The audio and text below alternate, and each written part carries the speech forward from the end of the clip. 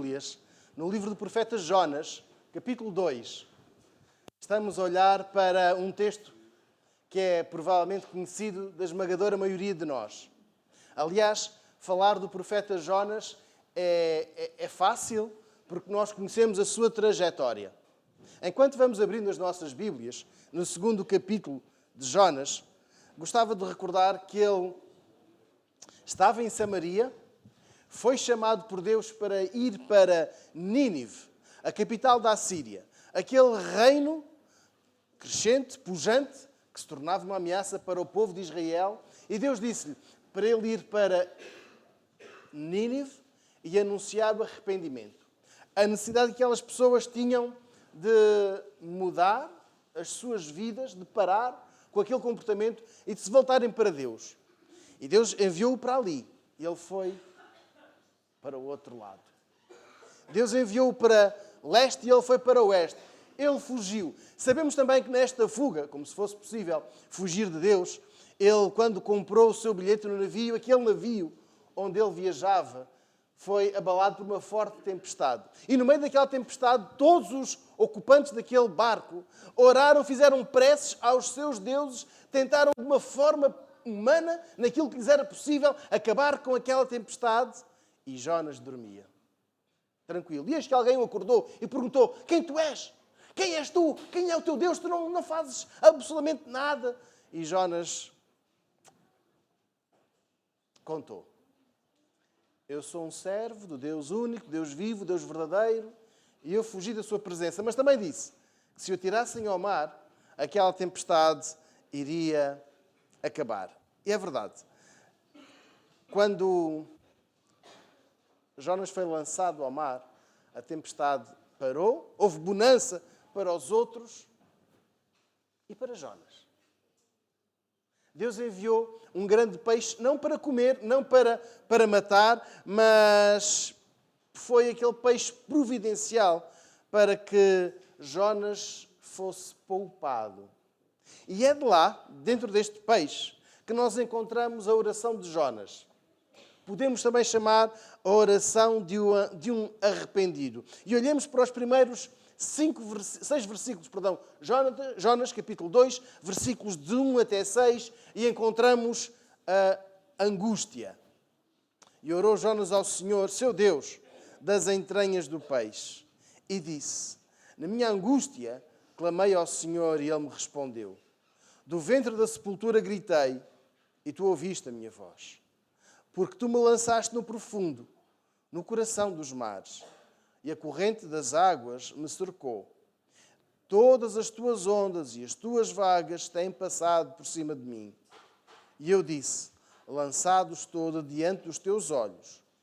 Todavia, tornarei a ver o teu santo templo. As águas me cercaram até a alma. O abismo me rodeou, e as algas se enrolaram na minha cabeça. Eu desci até aos fundamentos dos montes. A terra me encerrou para sempre com os seus ferrolhos. Mas tu fizeste subir a minha vida da perfeição, ó Senhor, meu Deus. A angústia. E Jonas reconhece que estava em grandes apuros. Aliás, nem era necessário ele fazer uma oração tão longa, porque nós percebíamos quem é, no meio de uma tempestade, lançado fora do barco, passa realmente por momentos de grande dificuldade. E ele usa aqui várias expressões para revelar a tremenda confusão em que se encontrava. Leiamos: profundo dos mares, as ondas passaram por cima de mim, as águas me cercaram até a alma. E o versículo 6 traz duas ideias muito fortes. A terra me encerrou para sempre com os seus ferrolhos. Os fundamentos do mundo, lá embaixo, onde se colocam as vigas para a construção de uma casa, Jonas sentia-se lá embaixo, sentia que as portas, os ferrolhos, as fechaduras, tudo estava, versículo 6, correram sobre mim. A vida de Jonas estava numa confusão. Mas não era numa confusão, estava numa tremenda confusão. Estava num momento em que ele preferia até, talvez, dizemos nós, não estar ali. E ele sabe que aquele turbilhão de tragédias se devia ao facto de ele ser um profeta fugitivo. O profeta não é aquele que faz adivinhas para o dia de amanhã. O profeta é aquele que traz a mensagem de Deus para o seu povo. Jonas é um profeta de Deus que tem de levar a mensagem, a palavra, a vontade de Deus. E ele o que fez? Fugiu. Não apenas da missão, mas fugiu do Senhor da missão, como se isso fosse possível. Porque ele, melhor do que ninguém, devia de saber que não é possível fugir de Deus. Mas ainda assim, ele foi para onde pensava que Deus não podia estar. E agora vejamos, quando ele está naquela angústia enorme, quando ele vive na pele da tragédia, a dor de uma fuga insensata, atirado ao mar para poupar outras vidas, engolido por um grande peixe, ele tem esta palavra. Mas no versículo 2, ele não apenas tem esta palavra de angústia, ele diz, e tu ouviste a minha voz, e ele me respondeu. Ele tem aqui uma palavra de esperança no meio desta angústia. Clamei ao Senhor e ele me respondeu. Senhor, tu ouviste a minha voz. Para nós, agora, aplicando estes 6 versículos, podemos passar por momentos difíceis. Momentos mesmo de, não só de dificuldade, mas de angústia. No momento em que nós não tínhamos resposta, não só visível, como expectável para os próximos dias, mas nós podemos recorrer a Deus. Não precisamos estar no meio de uma tempestade atirados para o mar. Não precisamos ser engolidos por um grande peixe. Podemos estar a passar por momentos de dificuldade que nos estejam a consumir, que nos estejam a provocar esta angústia. E então está na hora de recorrer a Deus. Versículo 2, podemos falar com Ele e ter a certeza de que Deus nos ouve. Temos a certeza de que Deus nos responde. E a oração de um arrependido tem de incluir sinceridade nas suas palavras. Um reconhecimento de quem Deus é, versículo 2, de que Ele ouve, de que Ele responde, de quem procura sinceramente Deus. Jonas não foi um bom exemplo na fuga da responsabilidade. Mas com esta oração, os primeiros 6 versículos, nós percebemos que quando estamos aflitos, nós podemos procurar Deus. Nós podemos encontrar respostas. Não sei qual dos versículos, de 1 até 6, mais chama a atenção. Não sei qual desta angústia que ele relata aqui nestes versículos 3, tu me lançaste no profundo, no coração dos mares, ou esta ideia, a corrente das águas me cercou, talvez esta das algas. Versículo 5, e as algas se enrolaram na minha cabeça. Talvez esta seja a imagem mais forte. Mas está na hora de nós podermos agora falar com Deus. E é aquilo que eu quero convidar a que façamos. Nós vamos orar. Vamos confessar a Deus que estamos em aflição, qualquer que seja ela. Qual é a minha aflição? O que é que me tem angustiado? O que é que me tem tirado a tristeza? Quais são os problemas que me têm perturbado? Eu vou convidar que nós possamos agora apresentá-los em oração a Deus. Vamos orar? Na Tua presença, Senhor, nós nos apresentamos pedindo-te que nos ouças, que nos respondas. Não pelos nossos méritos, não pela nossa capacidade, mas pelo sacrifício do Teu Filho Jesus, que se entregou por nós. Senhor, Tu conheces as nossas angústias, os nossos problemas, tudo aquilo que nos tem perturbado, aquilo que nos tem muitas vezes tirado a alegria ou a paz. Colocamos diante de Ti, pedindo-te que nos livres, que nos capacites a vencer, a superar estas dificuldades. E que a angústia não domine sobre nós, não nos tolde o entendimento, nem nos impeça de ouvir a Tua voz. Por favor, Senhor, alivia-nos. Em nome do Senhor Jesus nós oramos. Amém. Lendo ainda o versículo 6, o versículo 7, a oração do arrependido também inclui o socorro de Deus. Leiamos a última frase do versículo 6, diz assim: mas tu fizeste subir a minha vida da perdição, ó Senhor, meu Deus. Quando desfalecia, versículo 7, quando desfalecia em mim a minha alma, lembrei-me do Senhor e entrou a ti a minha oração no teu santo templo. Nós estamos aqui a encontrar o socorro divino. Mas tu fizeste subir a minha vida da cova. E com estas palavras, Jonas dá crédito ao socorro divino. Jonas não diz, Senhor, eu consegui, eu triunfei. E tantas vezes podíamos dizer, mas esta ou aquela pessoa é uma vitoriosa porque venceu, porque foi lá. Versículo 6. Senhor, foste tu que me livraste. Apesar das angústias, apesar das dificuldades, das contrariedades, o profeta sente que foi Deus que o socorreu. Foi Deus quem o tirou daquele socorro de que o versículo 5 fala das algas em torno da cabeça. E ele sabe, versículo 6 e versículo 7, que foi Deus quem o socorreu. Para quem já passou por uma experiência de quase afogamento, sabe que este é um dos piores momentos da vida. A incapacidade da pessoa se livrar daquela força que puxa para baixo, onde o pé não chega, e quando já nada parece funcionar, leiamos o versículo 6. Tu fizeste subir a minha vida da perdição, ó Senhor, meu Deus. Versículo 7. Quando desfalecia em mim a minha alma, lembrei-me do Senhor e entrou a ti a minha oração no teu santo templo. Quando o pé começa a faltar a Jonas, quando ele já não tem força, quando ele já não consegue sair daquele turbilhão de angústia, Deus está lá. O versículo 7 diz que naquele momento o profeta se lembrou de Deus. Estes versículos 5 e 6 costumo relacionar muito com a situação trágica que os meus pais viveram. A primeira filha dos meus pais morreu afogada 5 anos antes de eu nascer, eu não a conheci. E como consequência deste trauma, todos os filhos, os que já eram nascidos e os posteriores, ficaram proibidos de ir à praia, ficaram proibidos de nadar. E quando a água passava do tornozelo, os meus pais entravam numa emoção triste. Sai da água. E a água estava ao tornozelo. E numa das tentativas que tive de aprender a nadar, tive assim uma experiência um bocado trágica. Não fiz o que o professor pensava que eu era capaz de fazer e passei uns momentos angustiantes, assim difíceis, uns 2 minutos. Claro que para quem está debaixo da água são 2 minutos intermináveis, são uns 20, 30 minutos. Nunca tive coragem de contar à minha mãe.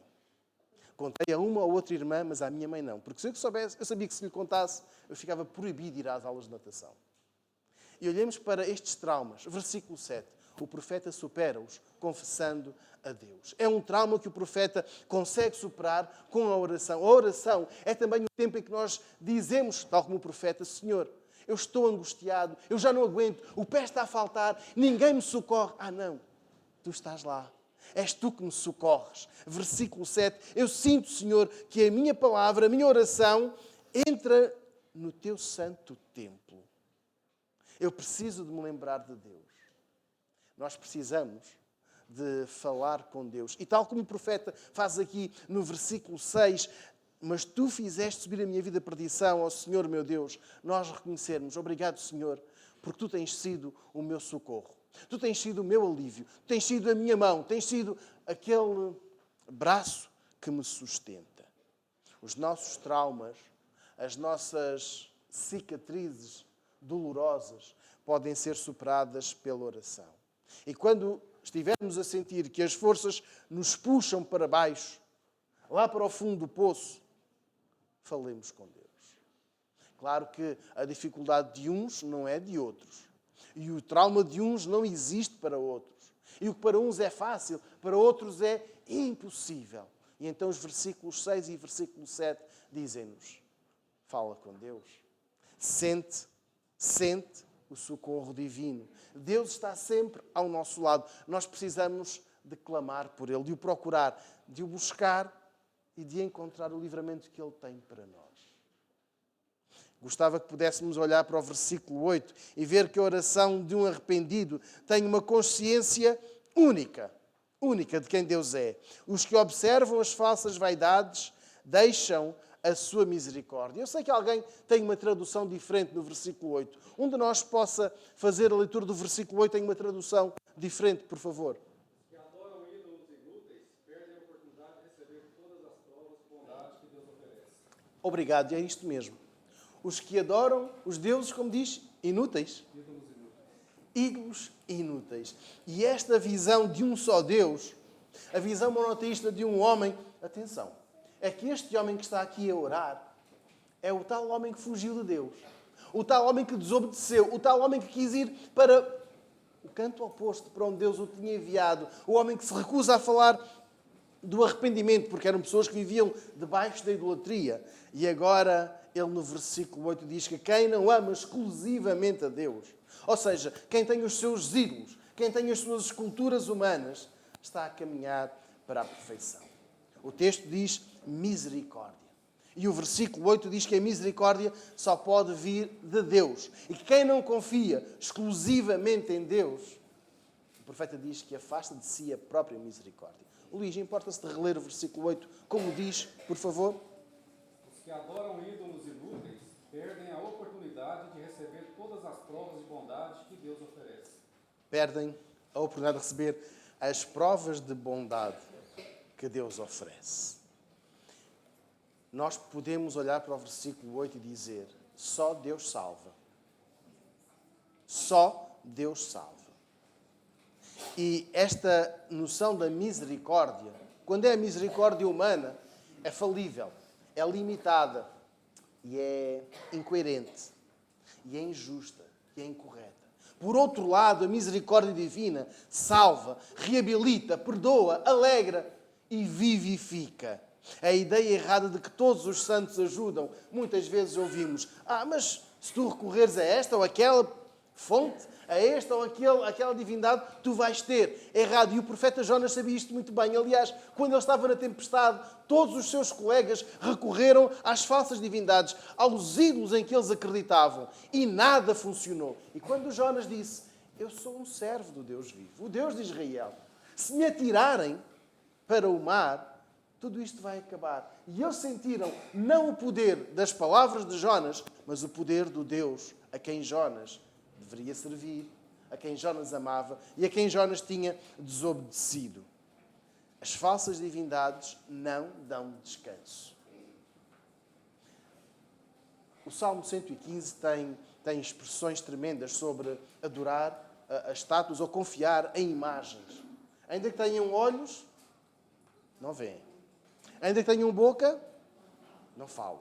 Ainda que os ouvidos estejam lá muito bem colocados, não ouvem. E ainda que tenham pés, não andam. Então, versículo 8. De quem vem a misericórdia? De onde vem a misericórdia? Exclusivamente de Deus. A misericórdia é divina. E só em Deus é que nós podemos encontrar alívio para os nossos sofrimentos. Não tenhamos ilusões, irmãos. Não tenhamos ilusões de que alguém possa falar de uma ajuda benéfica, de uma ou outra alternativa, porque não é verdade. Há uns anos, um membro da minha família passou por uma situação muito complicada. Depois de uma sucessão de problemas de saúde, casamento desfeito, violência doméstica, e estamos a perceber a dor que passou na casa deste familiar. E eis que alguém vem e que lhes diz: não tem de confiar só em Deus. Há uma pessoa que pode ajudar-vos pagando. Ele só faz bem.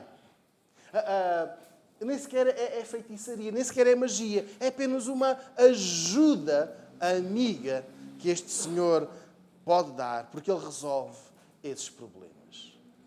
Não faz mal procurar outras ajudas, até porque o problema já lá estava. E se Deus não estava a responder, então outra ajuda podia resolver.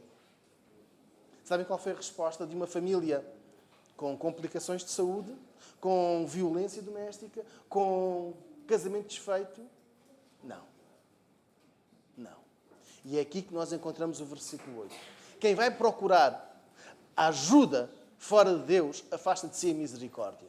Quem procura em ídolos, em falsas respostas, afasta de si a misericórdia. E a noção de que em Deus, e somente em Deus, há a solução, está aqui no versículo 8. Olhemos para o trajeto do profeta Jonas. Estava aqui. Deus enviou para ali. Ele fugiu. E no meio daquela fuga, Deus permite que ele veja: Senhor, só em ti há socorro. Se há pouco nós confessávamos a Deus a nossa angústia, eu gostava que agora pudéssemos parar um pouco. Talvez escrever. Talvez dizer para nós: Senhor, eu quero que sejas tu a resolver este problema. Eu confio somente em ti. Quando alguém lhe oferecer uma resposta benéfica, ou que apareça no vidro do carro, não acredite. Não aceite. Não aceite qualquer alternativa. Porque Deus, somente Deus, tem a misericórdia. Somente Deus tem a salvação. Somente Deus tem a resolução dos nossos problemas. Ao seu tempo, Deus fará sentir a sua vontade sobre nós.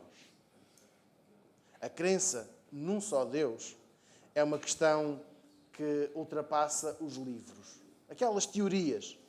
É uma questão prática, vivida. Quando os problemas são graves, eu confio somente em Deus. E eu quero desafiar a que possamos acreditar no poder superior de Deus. No poder do Deus que enviou o seu Filho para morrer na cruz em nosso lugar, para levar os nossos pecados. Esse tem todo o poder.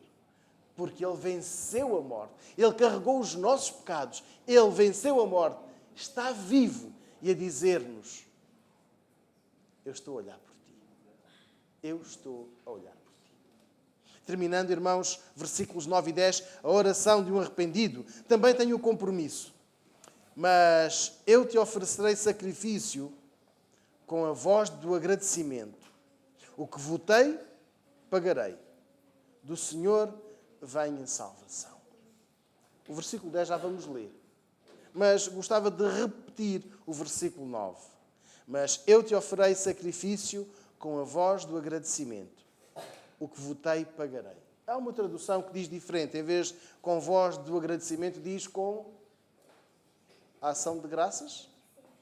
Alguém tem uma tradução que diga com... Como poderia agradecer tudo que o Senhor fez por mim? Prometo cumprir todas as promessas que lhe fiz, pois só o Senhor é capaz de me salvar. Obrigado. Ação de graças eu tenho. Ação de graças. Jonas, neste versículo 9, faz um contraste. Aqueles que confiam nos ídolos afastam de si a misericórdia. Mas eu, versículo 9, eu assumo o compromisso de te adorar, de te louvar exclusivamente a ti. Há um compromisso presente e também futuro. Os votos ou os compromissos, quaisquer tenham sido, ele diz no versículo 9 que serão cumpridos e acompanhados com estes cânticos de ação de graças, ou na tradução que uso, com voz de agradecimento. Com voz de agradecimento. A voz do agradecimento é diferente da voz do choro. É diferente da voz da reclamação. É diferente da voz da murmuração. Versículo 9. Mas eu te oferei sacrifício com a voz do agradecimento, ou com cânticos de ações de graças. Jonas aprendeu a lição de que não é possível fugir de Deus, mas também de que há compromissos que não se quebram. E ele sabe que as consequências são dolorosas. Como profeta de Deus, ele era comissionado para apresentar-se diante desta ou daquela pessoa, levar esta ou aquela palavra, e quando ele foi chamado por Deus para ir para a Síria, ele não quis ir. Ele quis fugir dos ninivitas. E agora ele diz: Senhor, o que votei, eu cumprirei. As minhas palavras serão não apenas da boca para fora, mas terão um reflexo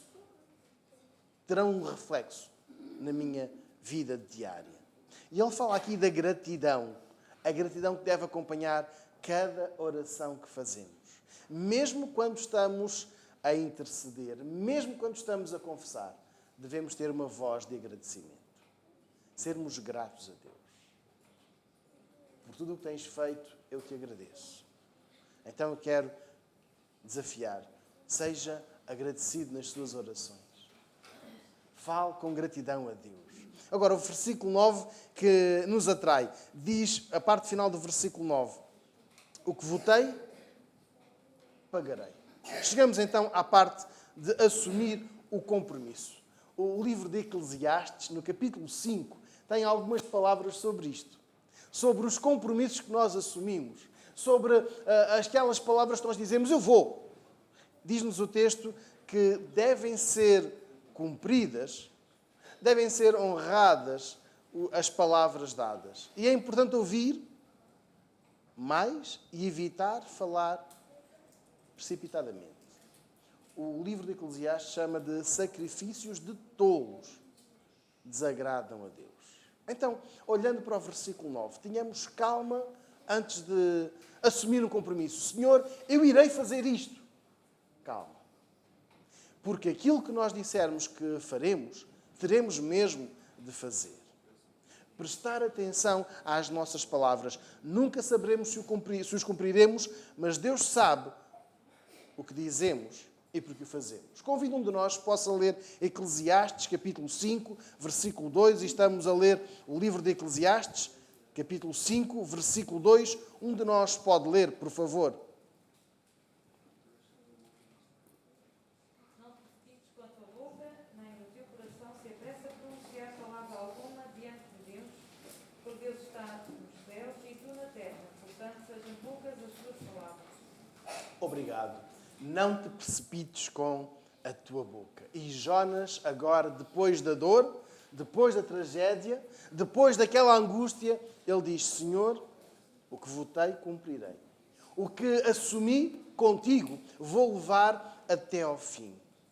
Pegando na experiência do profeta Jonas, em Eclesiastes 5.2, significa que devemos prestar muita atenção ao que dizemos. E muitas vezes somos levados a tomar decisões só pela emoção, ou então pela maioria. Todos avançam e nós ficamos, então eu também vou avançar. E nem sei muito bem para onde me levam estas decisões, para onde me levam todas estas pessoas. Então, cuidado com o que dizemos. O profeta Jonas estava consciente do que estava a dizer. Anteriormente, ele tinha fugido de Deus. E agora, sabia que este não era o caminho para a sua vida. Nós não precisamos de pensar que podemos fugir de Deus. E o tempo de oração serve para isto mesmo. Para nós não fugirmos de Deus. Eclesiastes 5.4 diz assim, quando a Deus fizeres algum voto, não tardes em cumpri-lo, porque não se agrada de tolos. O que votares, paga-o. É melhor não fazer qualquer voto. É melhor não assumir qualquer compromisso do que assumir e depois não cumprir. É melhor dizer, eu não sei se posso, do que dizer, eu posso ir e depois não ir. É melhor dizer que amo a Deus e amar e viver esse amor do que dizer amo a Deus e não viver este compromisso. Deus não se agrada de tolos, diz o texto bíblico, mas Deus agrada-se de pessoas que vão até onde se comprometeram. Deus agrada-se de pessoas que confessam, que reconhecem a sua limitação. Deus agrada-se das pessoas que, dentro das suas limitações, dizem, Senhor, ajuda-me. Eu já não consigo. Senhor, sei Tu aliviar-me desta angústia. Sei Tu, Senhor, a conduzir a minha vida. Pessoas que, mesmo sabendo das suas dificuldades, levam as suas palavras até ao fim. O Senhor Jesus, certa vez, perguntou àqueles que estavam a tentar rastreá-lo, só a perturbá-lo. Jesus disse, um homem tinha 2 filhos, e disse ao primeiro, vai trabalhar no campo. E ele disse, sim, vou, mas não foi. Depois disse ao segundo, tu vai trabalhar no campo. E ele disse, não quero. Mas depois mudou de ideias e foi. A pergunta de Jesus foi esta. Qual deles fez a vontade do seu Pai? Todos foram muito rápidos a responder. O que foi? O segundo. Precisamos de palavra e de ação. Jonas diz a Deus que tudo aquilo que se comprometeu irá cumprir. E nós, que noção temos dos compromissos que assumimos? Que noção temos nós dos compromissos que assumimos? Temos-los levado em oração a Deus? Assumimos compromissos com a escola bíblica dominical, mas depois tornou-se muito pesado. assumimos o compromisso com o grupo de louvor, mas depois tornou-se sempre, todas as semanas, e a coisa fica por aí. Queremos continuar? Existem vários compromissos que fazemos, que assumimos, mas que depois dá muito trabalho, são sempre as mesmas pessoas, caem sempre sobre mim, e isto e aquilo, e então o compromisso desvanece-se ao longo do tempo. Eu pergunto, que pessoas temos revelado ser com os nossos compromissos? Temos-os levado até ao fim? Ou dizemos que é cansativo, é aborrecido, é demasiado exigente? Se dissermos isso, eu quero recordar o versículo 9. O que votei, pagarei. Jonas capítulo 2, versículo 9. O que votei, pagarei. E então chegamos ao final da oração do arrependido. Versículo 9 diz, do Senhor vem a salvação. Versículo 10. Estamos a ler versículo 10? Falou, pois, o Senhor ao peixe, e este vomitou Jonas na terra seca. Jonas tem a noção de quem Deus é, da sua condição e daquilo que ele necessita. Do Senhor vem a salvação. Ele falhou, ele errou ao desobedecer, ao pensar que podia fugir de Deus, mas também reconheceu o seu erro. Ele sentiu o alívio, sentiu a resposta de Deus naqueles momentos de maior sofrimento. E ele percebeu que só em Deus há salvação. Percebeu que nem todos os santos ajudam. Ou pegando aqui no versículo 9, do Senhor vem a salvação. E depois no versículo 10, ele sentiu o peixe atirá-lo. Para onde? Versículo 10? Terra firme, terra seca. O peixe não o atirou para o fundo do mar. Não atirou para onde Jonas não conseguia aguentar. E para quem não gosta muito de andar de barco, não gosta muito de andar de avião, quem prefere fazer uma volta maior, leia o versículo 10. Terra firme, terra seca. Deus tem esta resposta para nós. Esta oração de Jonas deixa-nos o desafio para sermos pessoas honradas.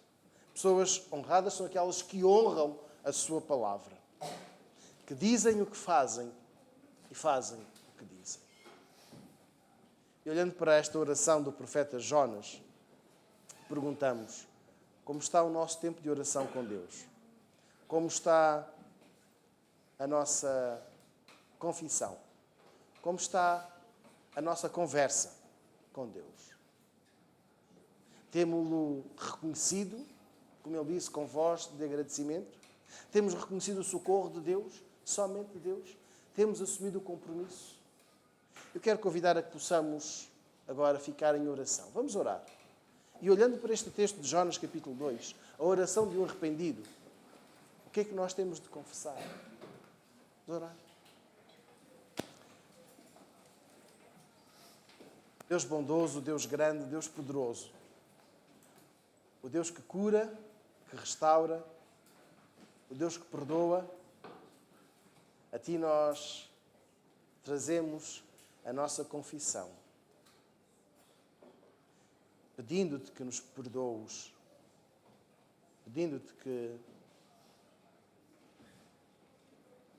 nos ergas, nos levantes para a Tua honra e para a Tua glória. Que as nossas palavras reflitam o compromisso que temos contigo.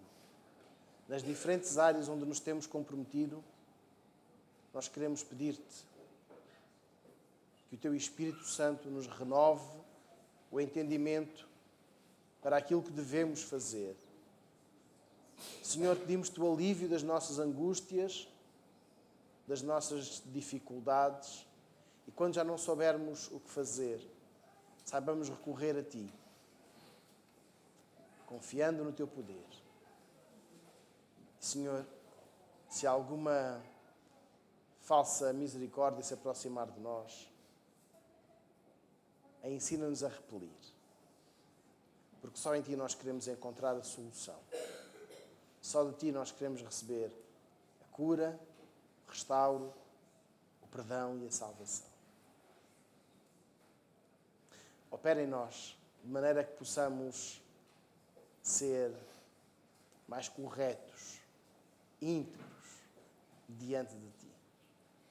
E que todos aqueles à nossa volta possam ver o que Tu fazes, a mudança que Tu fazes em nós, para Te dar o mérito. Não por nós, mas por Jesus. E é em Seu nome que nós oramos. Amém.